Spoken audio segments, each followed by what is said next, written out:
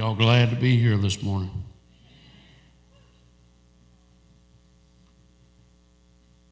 There are a couple of you that's glad to be here. This morning we're going to talk about reputation matters, but character counts. Hopefully I'm going to be able to bring something out today that can kind of help you on both ends.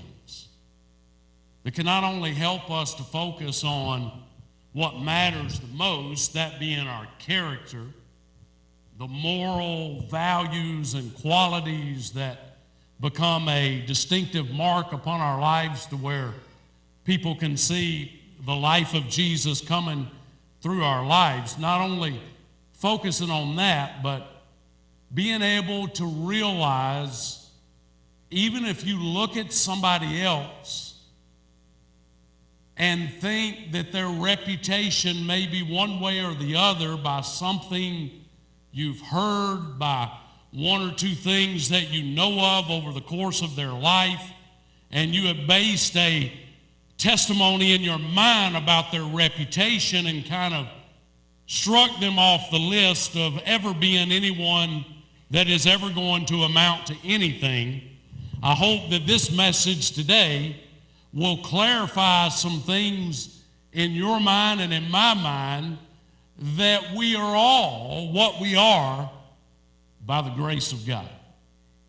And sure, we should be striving and moving towards being more like Christ and taking on the character of Christ and having the fruit of the Spirit being produced in our lives, and being loving, being kind, being compassionate, having self-control and self-discipline. But at the same time, you need to realize, not only as you look at yourself, but more as we look at others, that you're not perfect and other people are not perfect, and we'll never have perfection on this earth. But how do you know that somebody else isn't striving towards being what God wants them to be, and maybe had a bump in the road, and because of the bump in the road, you determined that their reputation was not what you thought that it was? Reputation is made in a moment. You know, politicians of the day are all about reputation. They want to be able to portray themselves in a certain way to everyone, to all people. So they want to get a photograph at the right moment. They want to get a clip at the right moment, because it's all about reputation. Reputation can be made in a moment. Someone can decide that you have a good reputation and they like you, or someone can decide that they really don't like who you are. But character, on the other hand, is built over a lifetime. And there's so many sayings and quotes out there that talk about how we need to worry more about our character and focus more on our character and not as much on our reputation, because normally if you are striving to have the character of God, the reputation that you need to have will follow closely behind it, because character is actually who you are. Character is actually what God is concerned about and what He is focused on. Reputation, on the other hand, is what other people think about you. So reputation of what you think about me may be accurate, it may be wrong. You might think I'm a good egg. You might think I'm a good person. But yet when I go home, I may beat my wife. I may be mean and angry to my children. But you think I have a good reputation, but in fact, my character may stink and may be highly flawed, because people can portray themselves in a certain way for you to think a certain way about them, but you not actually be that person at all. So this morning, as we look at reputation, that's the first blank that I want you to write down. Write down reputation. And then up under that, I want you to write the word personality. And then up under that, I want you to write the word character. We're going to talk about these three, and then I'm going to give you a bunch of examples, and then we're actually going to read our story, and we're going to have a little short story lesson to be able to close it out. So reputation is what other people think about you. It is a general opinion. And you know what opinions are like. So it could be good and it could be bad. But reputation can also camouflage what your true character is actually like. Personality, on the other hand, even though personality and reputation kind of go hand in hand to a certain degree with character, they're really so much different. Personality is how we present and portray ourselves to other people, and we do it in such a way through our personality that this is what we want them to think about us. So personality is the outer behavior that we portray to other people, which may or may not be true about our character. So in other words, you can come here today and you can come here twice a week and you can portray something with your personality that might not line up with your actual character and your behavior when you're not here at church. In other words, people might think you're friendly. They might think you're always smiling. They might think you're outgoing because your personality portrays that to them here, but yet you might not be that person at all. So we have reputation, and then we have personality, and then we have character. So reputation is what others think. Personality is how we portray ourselves to others and what we want them to think about us, but character kind of gets right down to the black and white. Character is who you are. Character is what God sees and what God knows. So character is who you are.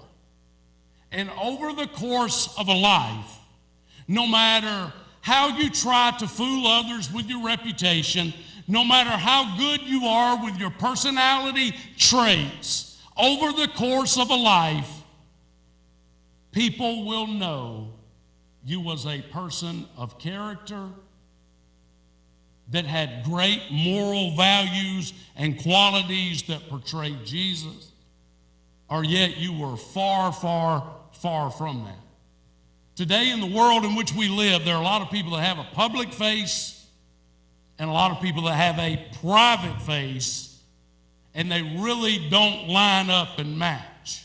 We have to be one way when we're at one place, and then we can turn around and be another way at another place. But character actually defines you and describes you as you are as a person. So in other words, your character is really what you believe, and we know that whatever we believe is going to govern our lives, and it's going to become our actions. It's going to become what drives us and what controls us. So this morning, as you look at your character, what are you demonstrating to others? Are you demonstrating the same Joe here that you are when nobody sees? When nobody sees and you know that nobody is going to know, do you make other choices than you would make if everybody knew and everybody could see? Because whatever you do when no one is looking, whatever you do when you know no one will know about it if it's good or if it's bad, then that is the person that you really, truly are. So this morning, as we look at character and as we look at reputation, I want to take it a step further, and I want you to think about our next thing there in our notes that says a confidential report from God. because I want you to know, not only in your life, but in the life of others that you may be judging, that God knows something that you don't know. And that is, He sees the heart. God sees what is on the inside. And you might be here this morning and you might not have always gotten it right on the outside. On the outside, you could have had some moments that have degraded your reputation to others based off of, could be one or two things in your life over the course of ever how many years. But yet, because of those things that were black marks in your life, people based your reputation off of that. And I want you to know you might not can change that, but God sees the heart. God knows where your heart is today. God knows if your heart is beating with His and is in rhythm with His, and God knows the direction and drive of your life of where you're going. But then on the other hand, if you are sitting as judge in your life, then you already have a character flaw. And your character flaw is probably your life is so messed up, you're trying to point out everybody else and mar their reputation so that you don't look as bad as what they look. So think about it this morning from the standpoint of where you are on God's list. And let's think about this for a moment. God sees the motives, He sees the intent, He sees the desires, and He sees the progress. He sees what you are, He sees what you were, He sees what you're becoming, and He ultimately already sees what you will be. God sees all of that. This morning I want to give you some examples. And I want you to think about, there was a church out there that was looking for a pastor. And I want to take you into God's confidential report of some things that are recorded in the Bible. And these people made these observations, fictional by the way, but this is how we operate in our world, and this will become so vividly clear in your mind once we go through this list, that there's nobody, nowhere that qualifies to do what God has actually called us to do, and the only way we can do it is by grace. You know what? His grace is what? First person that applied for the job was Adam. You know, Adam was a good man, but he came with a lot of problems. He had problems with his wife and arguments with his wife.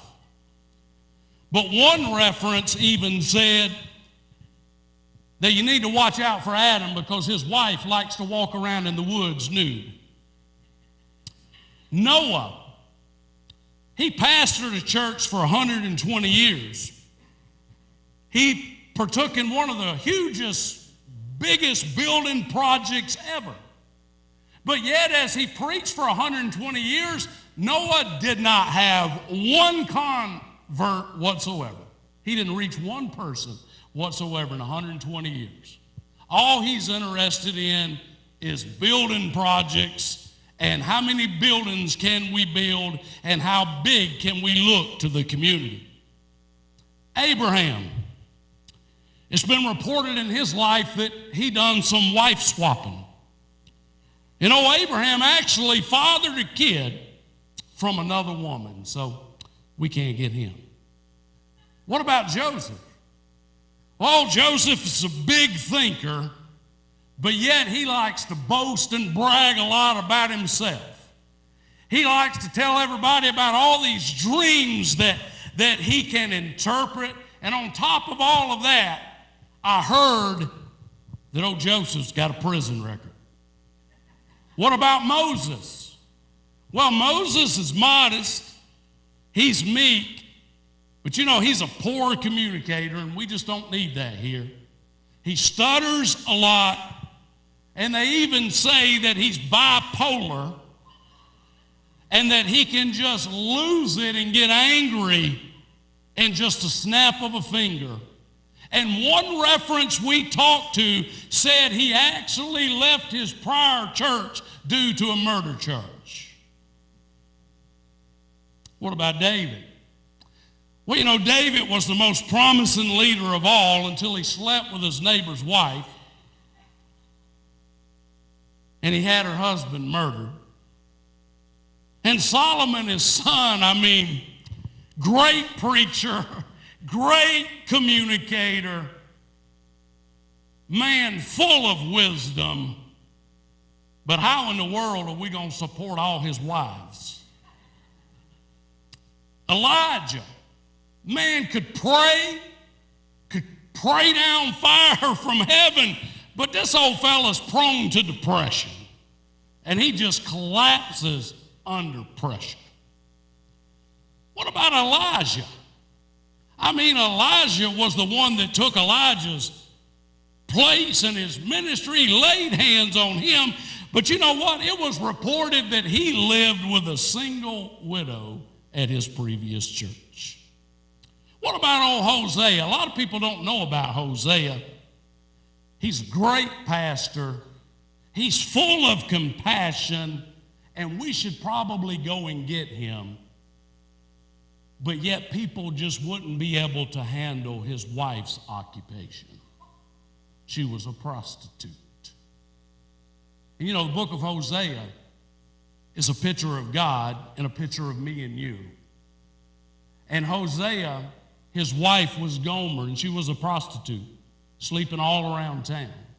But God told Hosea that he was to love her and that he was to be compassionate to her and to stick by her side, because he was a picture of God.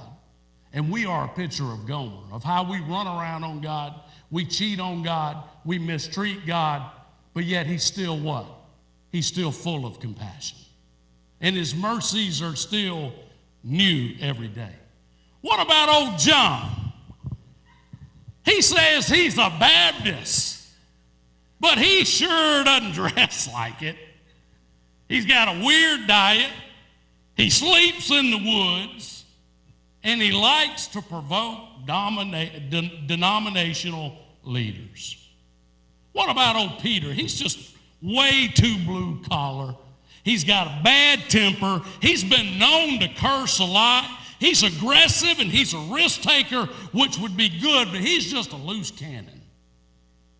What about Paul? Man, he'd be a powerful CEO leader type here. He's a fascinating preacher. He's highly, highly educated, but he preaches way too long, and he's short on tact. He just doesn't do well communicating with other people. He just kind of tells them the way God wants it in their life, and if they don't like it, then that's okay with him. He just wouldn't work out here.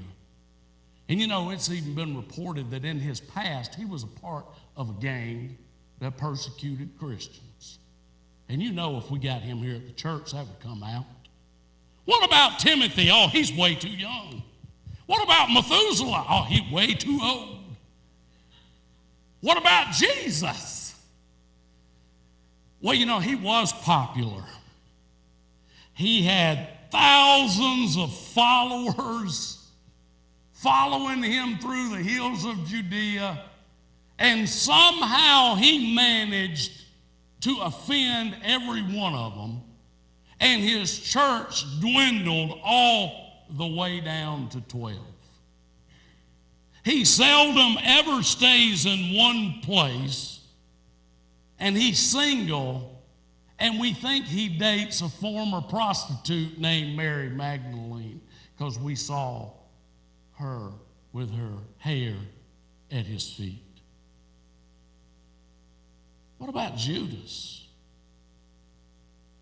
His references are solid. He's steady, He's conservative. He's got good connections. He knows how to handle money. He's got great potential. We're inviting him to preach this Sunday. And we have so many possibilities with Judas. If you don't learn anything else by listening to that list, you need to learn this, that your life is just as messed up as all of that I just read. You know why it is? Because we live in a sin-cursed world. And we have a flesh living on the inside of us. And you may have not have killed anybody with a gun or with a knife, but you sure have killed them with your mouth. You've killed their character. You've killed their spirit. You've discouraged them and depressed them. Some of your children don't ever even want to be around you no more because you killed them and assassinated them with your tongue. You see, every one of us in this room is flawed. Every one of us in this room has so many failures and so many shortcomings, from lust of sex to lust for power to being envious and being jealous and being full of bitterness and having no forgiveness whatsoever. We don't love people. We don't have compassion. We're not kind. We're not giving. We're all flawed this morning in this room. And if we would have read from your life or my life, I would still be on your name and my name. And everybody you read about in the Bible, they're all flawed. None of them was perfect other than Jesus. But yet Jesus took all of these flawed people who may have had 1, 2, 3 major things in their life that we could have looked and judged their reputation by and said they are of low character and they'll never accomplish anything for God. But yet every one of these people, apart from Judas that I read to you this morning about, accomplished great things for God. Some of them did get depressed. Some of them did have prison records and affairs and wife swapping and this, that, and the other. They did. But in the midst of all of that, they had what you've got and what I've got, and that's God's amazing grace. And it's because of his grace that every one of you this morning, including myself, being as flawed as we are, still have an opportunity to connect to God and accomplish something big in our lives and in our families and in our church. Luke chapter 5 is just a little short story here. We're gonna see Jesus in this story. We're gonna see a man by the name of Levi who's gonna have his name changed. We're gonna see some tax collectors and some Pharisees. And you know, Jesus, his reputation was highly controversial everywhere he went. Matter of fact, if you was to gauge his reputation on the streets of Galilee and the streets of Jerusalem, you would have thought this was a useless man, that was a lunatic that had lost his mind. Yeah, there were people that loved him, and there would be people that would die for him, but the word on the street, for the most part, about the reputation of Jesus is this man thinks he's God. He's crazy. But yet his character was flawless. His love was unending. His grace was always being extended. And no matter where he went, he took every opportunity to reach people that others had turned away from because they never thought they would ever amount to anything. There's Levi here that we're going to meet, and he's a tax collector. And you know, tax collectors in the Bible were not good people. They took from others. They used their power and their position to take advantage of others. because they not only could tax you, they could tax you over and above and take from you what you didn't even owe. They could take advantage of you. And John the Baptist showed up on the scene, and he told every one of them that they were full of dead men bones, that they were whitewashed tombs, and they needed to get their lives right with God and stop taking advantage of people. Maybe Levi heard John the Baptist preach. I don't know. And then there's these old Pharisees that were there, all these religious folks. You know, that's the worst bunch. All these religious folks, just like scribes and the Pharisees, because what they do is they use their personality to be able to portray something that just wasn't real. They tried to portray that they was all that by keeping all these laws and all these rituals, but yet they broke every law that was out there because they broke law number one, and that was they had no love. It was all about them. Maybe we have some Pharisees here this morning. You dressed up in your religious clothes this morning. You put on your religious mind, and you're here at church, and you've already made a 5-point list of everything that needs to be changed in the church for the church to be better and for the church to be right and for the people to be right. And you know what? John the Baptist told them they were full of dead men's bones, and that's what Jesus says you are today. Because we should have came through those doors not with that mindset. We should have came through those doors realizing that we are a wretch. Just like Paul said that he was a chief sinner. He said he was the worst of all sinners. And if God could show him grace, he could show anybody grace. And if we all walk through those doors recognizing that we are what we are because of who God is and what God's done for us, we would have a totally different mindset when it comes to not only how we view ourselves, but how we view others. Let's read the story, and then we'll give these 3 points and be done. The call of Levi. After that, he went out and he noticed a tax collector named Levi sitting in the tax booth. And he said to him, "Follow me."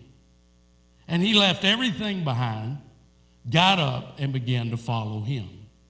And Levi gave a big reception for him in his house. And there was a great crowd of tax collectors and other people who were reclining at the table with him. The Pharisees and their scribes began grumbling at his disciples, saying, "Why do you eat and drink with the tax collectors and the sinners?" And Jesus answered and said to him, "It is not those who are well who need a physician, but those who are sick. I have not come to call the righteous, but sinners to repentance." In other words, all of you are sick, and you are in need of the great physician. But the only thing about it is, if you never realize you're sick, you'll never get the help that you need from the physician. And it'll be just like what Jesus told the Pharisees. "I didn't come for you. You don't need me. You already got it all together. I came for the sick. I came for those who realize they need mercy. They need grace. They need love. I came for the sinner." And his whole life was bent towards that. Let's look, number one. Let's look at the character of Levi. And then right up under that, I want you to write, he was counting his money. He was at that tax booth. You got to realize where he was located at. He was located right in the center of where there was a lot of trade that was taking place. Boats were coming in. So all the boats that were coming in and all the trade that was going on, they had to go to Levi, and Levi would levy the tax on them. He would take from them. So he's sitting there, and I just want you to think about Levi for a moment. I want you to think about the tax collector. I want you to think about what was governing his life, which was money. And he's constructing his life. He's accumulating things. He's advancing his personal agenda. Now, the worst thing that could ever happen is for someone that has a lot of money and a lot of things for them to be able to get a position of power. Because if they don't keep everything in perspective, that what they have has come from God, and their life is all about money and possessions and having more, and they've got power to go with it, then you're going to have Satan on steroids. You're going to have somebody sitting in that position of power that is taking advantage of other people. So I want you to think about this for a minute. Levi had a lot of money. Levi was accumulating things, probably had a big house, big home. We're going to see it in just a moment. But we know by what's fixing to happen that he had all of these possessions and he had all of these things, but he still was missing something.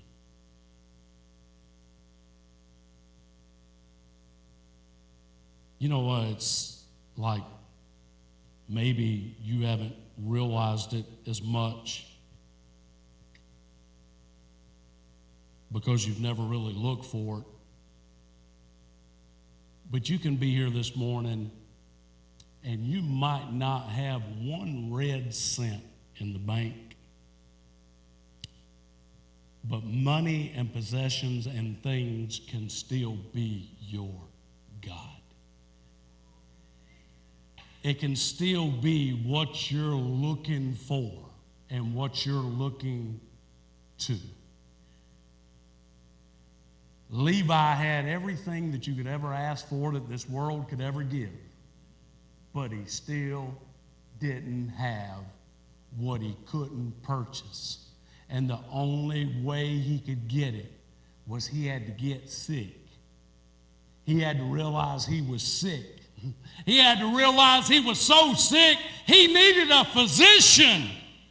And lo and behold, out of nowhere, here comes Jesus, and it says, as he was passing by the booth where Levi was levying tax. Just think about it, picture it in your mind, that the eyes of Jesus meet the eyes of Levi, and all Jesus says is follow me. That's all he said was follow me. That's all he said with Peter, James, and John. Follow me. Levi done the exact same thing Peter, James, and John did. You know what he done? It says that he left his booth. He left it all behind and he followed Jesus. Now, Jesus said it's harder for a rich man to get to heaven than it is. It'd be like a camel trying to go through the eye of a needle. So it's hard for a rich man to get sick. But this rich man realized that all these possessions and all these accumulations wasn't doing him nothing when it came to giving him peace in his heart. So what we have in number 2 is we have the call of Levi, and then I want you to put up under that, changing his mind. See, that's what happens when you come to Christ. That's what repentance is. It's a change of heart. It's a change of mind. Levi realized he was sick. Levi realized he needed a physician. And when he met Jesus and Jesus looked at him and loved him with an unconditional love and extended to him grace that he did not deserve, Levi knew all the things he had done. Jesus knew all the things he had done. But you know what? Jesus had came for people just like Levi. People who have sinned, messed up over and over and over again. And for Jesus to do what nobody else would do. Love that person, be compassionate to that person, and give that person attention and give them the greatest invitation ever. Follow me. It says that he changed his mind and that he left that booth and that he found grace and mercy and forgiveness. It amazes me how Jesus would be ministering in the Bible and he would tell people to follow them and they would drop everything and leave it right there where it was at and said, I'm all the way in with you, Jesus. Jesus has been knocking some of you over the head week after week, month after month. Been giving you way more invitations to follow him and to get it right and to connect with him and get on the right path. But you're still being stubborn. You're still sitting at your little tax booth and your little life. And even though you're miserable, you just still can't let go of some of those things that are making you so miserable. And just turn it over and trust God completely. Levi left one life right there in the booth, and as soon as he took a step, he headed towards all things becoming new. He headed to a new life. He was headed to a new life in such a way that Jesus even changed his name. Levi, his name meant to be pulled. And because he was pulled, he became rejected and despised by everybody. So he was rejected on both sides because he was a tax collector. Even the scribes and Pharisees didn't like him. All the people in the community didn't like him because he was taking advantage of them. So he was pulled. So Jesus changed his name from Levi to Matthew, which means gift from God.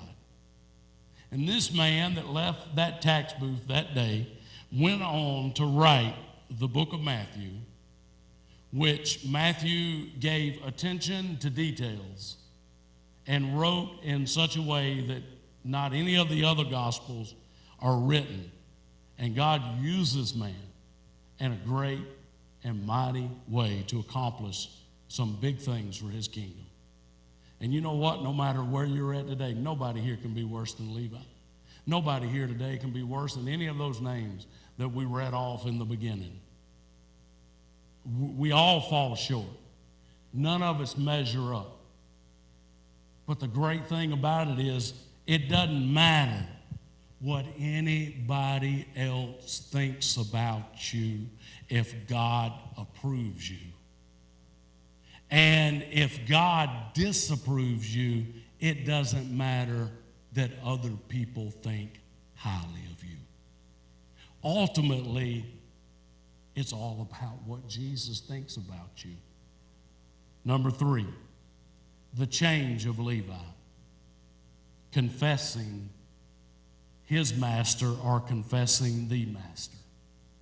It goes on to tell us that Levi not only left that booth and not only did he follow Jesus and head towards a new life, it goes on to tell us in the very next sentence that he threw a big party, that he threw a big banquet, and he invited all of his friends, probably even invited a lot of those people that did not like him, and he threw this big banquet and had Jesus come over that day. What it tells us is that Levi was identifying with Jesus. It's kind of just like what baptism is. Baptism is just a testimony to the world that you are identifying yourself with Jesus. It is just simply saying, I am not ashamed of Jesus. But it was so much more than that. It was not only, I am not ashamed of Jesus, I'm ready for our friendship to be over today. If you don't like it that I'm following Jesus, but I want to give you the same opportunity that Jesus gave me. So out of love, I invited you to my home so that you could meet this one called Jesus. And I'm not ashamed of this man. Matthew, actually, he was courageous because he was making an open confession and an open declaration that it was Jesus that had changed his life. It was Jesus. Nobody other than Jesus. The Pharisees wanted to know immediately, how does your Jesus always find himself hanging out with outcasts, nobodies, losers, and sinners? And Jesus said, I didn't come for you, I came for them. Let me ask you this. Is there any circles in your life to where you can love nobodies, sinners, losers? Because that's the problem. We don't mind coming to church here and associating with religious folks. But yet there's no connection in our lives of loving anybody out there that would fall into one of those categories. Which you're homeless. Well, you're homeless because you wouldn't get a job. You need to get a job. Oh, you need food. Well, you're hungry and you need food because there's 16 reasons why you're hungry and you need food. Why can't we just love people? Why can't we just love people and not judge people? I'm not saying God doesn't give you a discerning spirit. He does. But why does your discerning spirit have to always err on the side of not doing anything for anybody? Matter of fact, everything that we're involved with should be doing things for people that cannot do one thing for us. It's no secret. I mean, we ain't going to go under and we ain't going to lose. We're going to win and we're going to be conquerors. But, we've had some struggles the last year financially here at the church, not being able to have what we've had in the past. But you know what? I'm just crazy enough and dumb enough to believe that if we keep focusing on, your mindset would be, let's focus on those that can help us. No, God's mindset, well, let's focus on those that can't help us. And then if we focus on those that can't help us, God will focus on helping us. It's all about his agenda. We need to be throwing banquets as a church. You need to be throwing banquets in your life. When I say banquet, it can mean anything. It can mean in the line at the grocery store of you not only making a declaration about Jesus, but actually helping someone. Jessie was telling me a story yesterday of her best friend. She's got a little sticker on the back of her car that talks about her kids. And when they passed, some man, didn't know who she was, came up and asked her about the children that was on the back of her windshield. So she was telling them about it. Her best friend, kids passed away, 6 and 10. And he goes back to his car and he gets a book and he comes and he brings it to her and he says, I just want to give you this as a gift. And she's reaching for a couple of dollars to give to him. He said, oh no. He said, I don't want no money. I just want you to know that there are people out there in your life that hasn't forgot the tragedy and the pain that you go through every day. And I want you to know that we're praying for you and we love you. I don't want no money for the book. And not only that, I want to fill your gas tank up. And I want to show you the love of Jesus. He didn't know her, didn't know who she was. All he saw was an opportunity to be able to demonstrate Jesus in some way. That might not be your way. Find a way. Find a way to share the love of Jesus. That is, if you have him. Because if you have him, then why not confess him? And why not show forth the spirit and the attitude that Jesus shows to us? Always willing to love, give, be kind, be compassionate, pick you back up, encourage you, edify you. Never gives up on us. Never, ever, ever. Let's stand up.